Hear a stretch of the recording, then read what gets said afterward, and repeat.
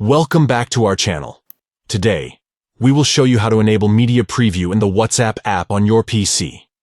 By following these simple steps, you can easily view media content in your notifications and stay updated with the latest messages.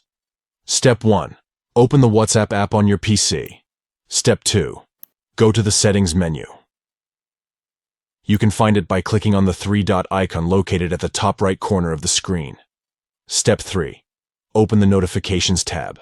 Here, you will find various options related to how WhatsApp handles notifications on your PC. Step 4. Turn on the Media Preview option. By enabling this feature, you will be able to see a preview of media content, such as photos and videos, directly in your notifications. And there you have it.